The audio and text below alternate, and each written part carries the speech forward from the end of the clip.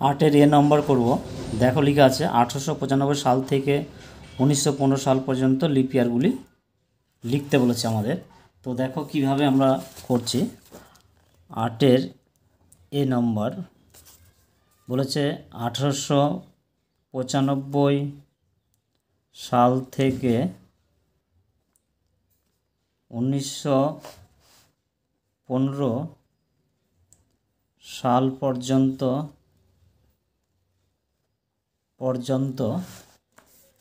Lip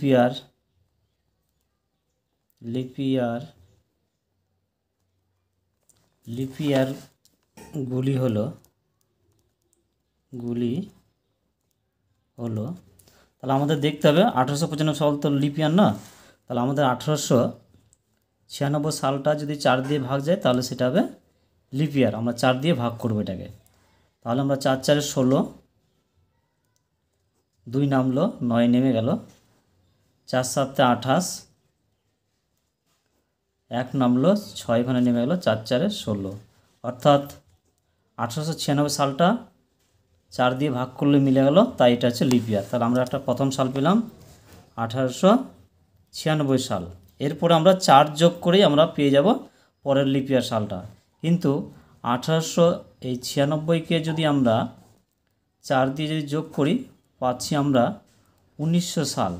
কিন্তু 1900 সালটা শতাব্দী বছর, তাই শতাব্দী বছরগুলোকে কি করব, 400 দিয়ে ভাগ করব। তো দেখো আমরা 1900 সালকে যদি 400 দিয়ে ভাগ করি, এটা একটা শতাব্দী বছর, 400 দিয়ে ভাগ করলে দেখো 0 0 কেটে গেল, 4 দিয়ে 19কে ভাগ যাচ্ছে না, অর্থাৎ ভাগ মিলছে না, তাই 1900 সালটা শতাব্দী বছর, লিপ ইয়ার নয়। 1900 সালটা কী হলো, লিপ ইয়ার নয় কিন্তু শতাব্দী বছর। তো আমরা 1900 সালটা তখন লিপ ইয়ার নয়, এটা আমরা লিখব না। তাহলে আমরা কী পাবো, 1900 ওর সাথে 4 যোগ করি 1904, এটা যদি 4 দিয়ে ভাগ করো তাহলে কিন্তু মিলে যাবে। এরপর 1908 পাবো, তারপর 1912, কারণ আমাদের 1915 সাল পর্যন্ত নিচে বলেছে লিখতে, তাই আমরা লিপ ইয়ার সাল কটা পেলাম, 1 2 3 4টা। কী কী পেলাম, 1896 পেলাম, 1904 পেলাম, 1908 পেলাম, 1912। এই সালগুলোকে যদি আমরা 4 দিয়ে ভাগ করি তাহলে সবগুলো কিন্তু ভাগফল মিলে যাবে, তাই আমরা 4টা সাল লিপ ইয়ার পেলাম। এবার এটা অঙ্ক আমাদের এ নম্বরটা হয়ে গেল। এবার আমরা বি নম্বর অঙ্কটা করব। দেখো কি লেখা আছে বি নম্বর অঙ্ক। বলেছে দেখো 2010 সাল থেকে 2030 সাল পর্যন্ত লিপ ইয়ারগুলি কী কী। তাহলে আমাদের কি বলেছে, 2010 সাল থেকে 2030 সাল পর্যন্ত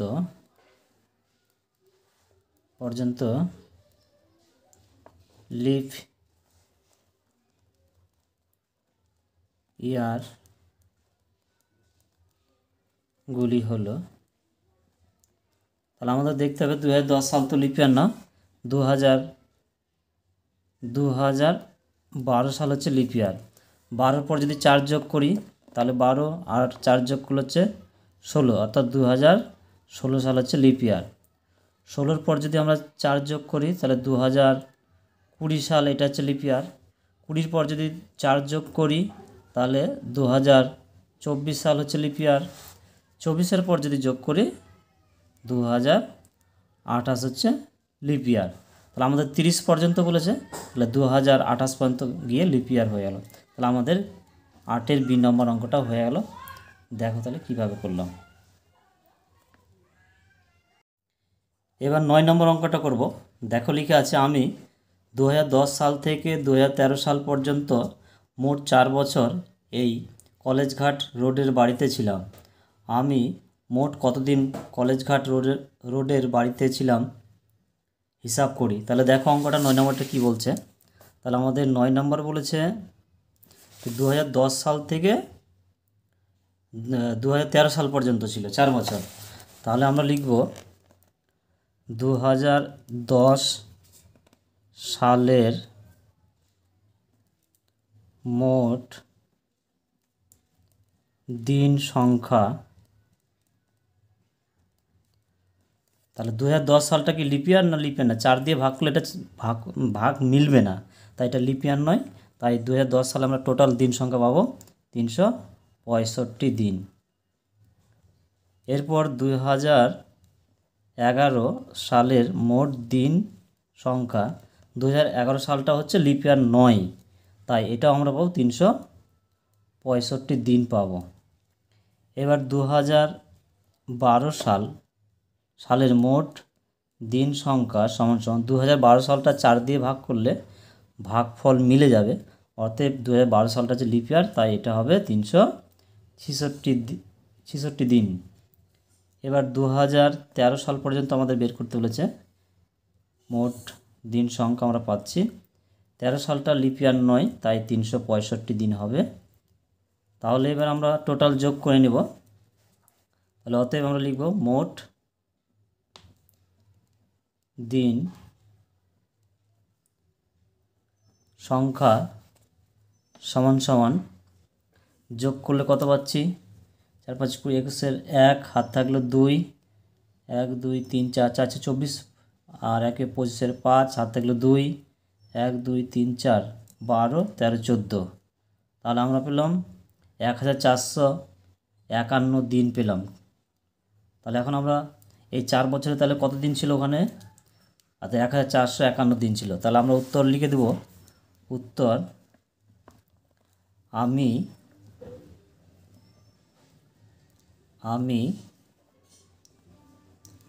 মোট 1451 দিন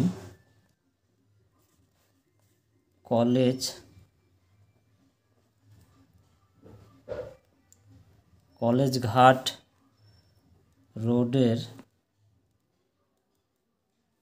রোডের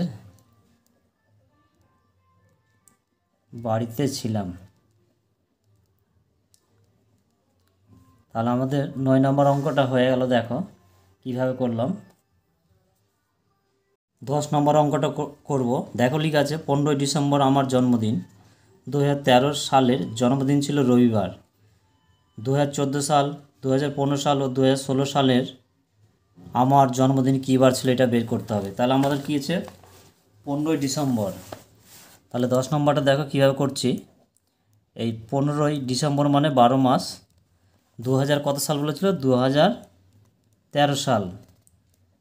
13 সাল ছিল, কী বার ছিল, রবিবার ছিল, রবিবার। দেখো এখানে লেখা আছে কী বার ছিল, আমাদের রবিবার ছিল। এবার 14 সালে 15 ডিসেম্বর কী বার হবে এটা আমাদের বের করতে হবে। তাহলে আমাদের 15 ডিসেম্বর 2013 সাল থেকে 15 ডিসেম্বর 2014 সাল পর্যন্ত সমান সমান মোট কত দিন পাবো। তো আমাদের দেখতে হবে এই সালটা লিপ ইয়ার কি লিপ ইয়ার নয়। 2014 সাল যেহেতু লিপ ইয়ার নয়, তাই এটা পাবো আমরা 365 দিন। 365 দিন যেহেতু লিপ ইয়ার নয়। এবার এই 365 দিনকে 7 দিয়ে ভাগ করতে হবে। তাহলে আমরা কত পাচ্ছি, 5 7 35, 1 নামলো 15 হলো, 7 2 14, 1, অর্থাৎ 7 দিয়ে ভাগ করলে ভাগশেষ পাচ্ছি আমরা 1। তাহলে আমরা 1 দিন পরে হবে 14 সালে। তাহলে অতএব আমরা লিখতে পারবো, অতএব 15 ডিসেম্বর 2014 সাল সমান সমান, যেহেতু 13 সালে রবিবার ছিল, রবিবার, তার সঙ্গে আমাদের ভাগশেষ পেলাম 1 দিন, তাহলে আমাদের হয়ে যাবে সোমবার। তাহলে আমাদের 2014 সালে ডিসেম্বর মাস 15 ডিসেম্বর আমাদের সোমবারটা বেরিয়ে গেল। এবার আমরা বের করব 15 সালে কী বার ছিল। তাহলে আমাদের লিখতে হবে, দেখো 15 ডিসেম্বর 2014 সাল থেকে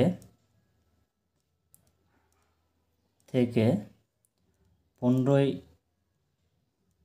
ডিসেম্বর 2015 সাল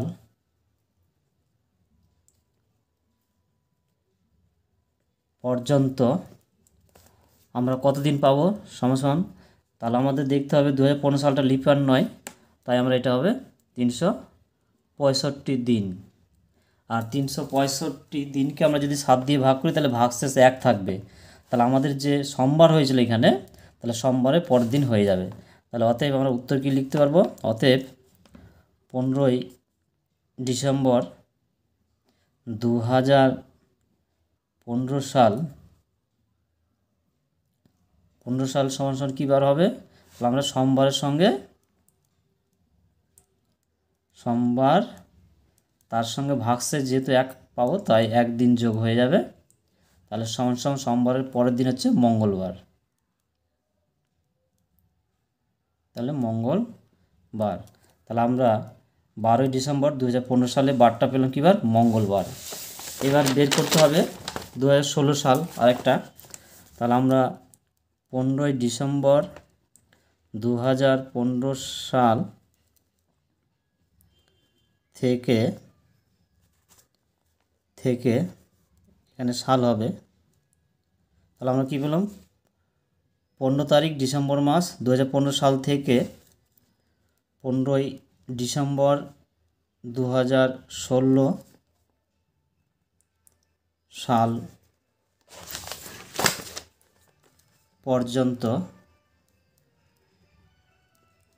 সমান কতদিন পাবো? যেহেতু 2016 সালটা 4 দিয়ে ভাগ করলে ভাগ মিলে যাবে, তাই এটা লিপ ইয়ার পাবো আমরা 366 দিন পাবো আমরা।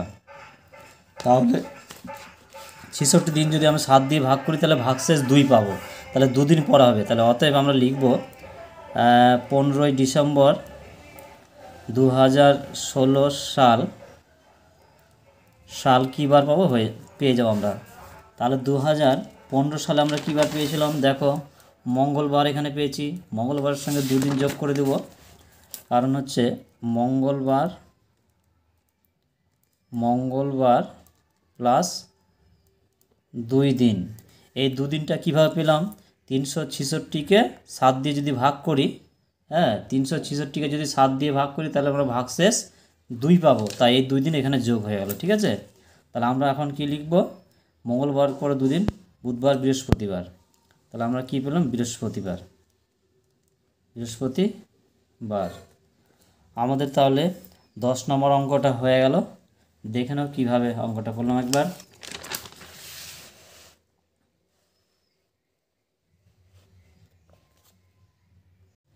এগারো নম্বরটা করব। দেখো লেখা আছে, ভারতবর্ষ স্বাধীন হওয়ার পরে 2014 সাল পর্যন্ত লিপ ইয়ার কতগুলি সাল রয়েছে তা লিখি। আমরা আগে কতগুলো সাল আছে সেটা আমরা বের করব। দেখো কিভাবে করছি।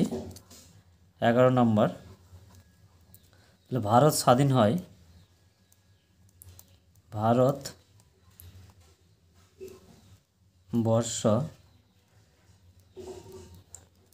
স্বাধীন হয় কত তারিখে? 15ই আগস্ট। কত সালে? 1947 সাল। তাহলে ভারত স্বাধীন হয়েছিল কত? 15ই আগস্ট 1947 সাল। তাহলে এবার আমাদের বলেছে ভারত স্বাধীন হওয়ার পর থেকে 2014 সাল পর্যন্ত কতগুলো লিপ ইয়ার। তাহলে অতএব ভারতবর্ষ স্বাধীন হওয়ার পর থেকে 2014 সাল পর্যন্ত লিপ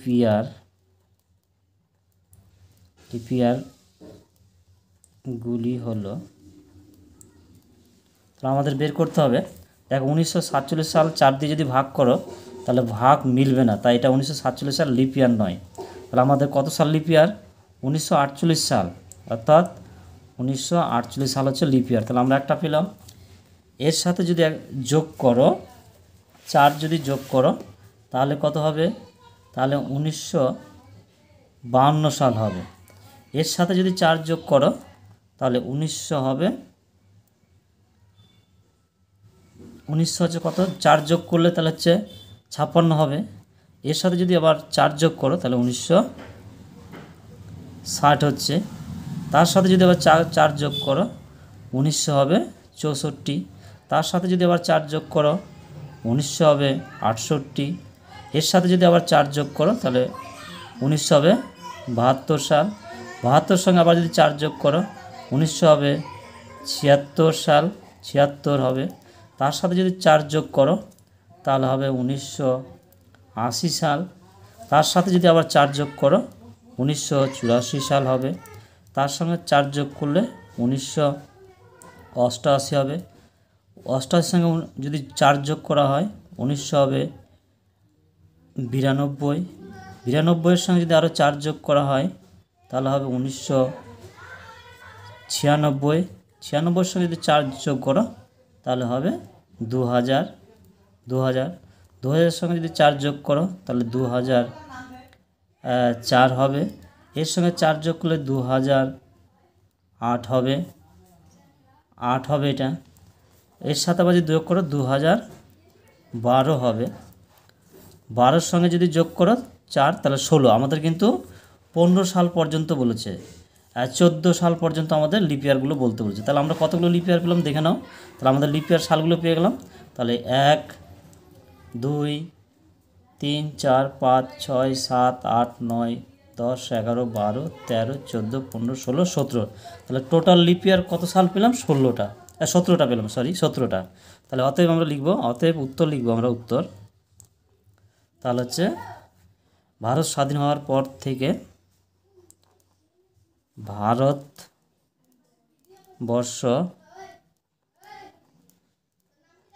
স্বাধীন হওয়ার পরে 2014 সাল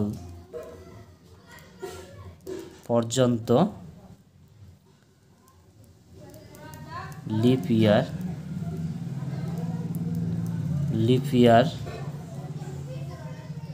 17টি সাল হয়েছে। তাহলে আমাদের 11 নম্বর অঙ্কটা হয়ে গেল। দেখে নাও কীভাবে অঙ্কটা করলাম।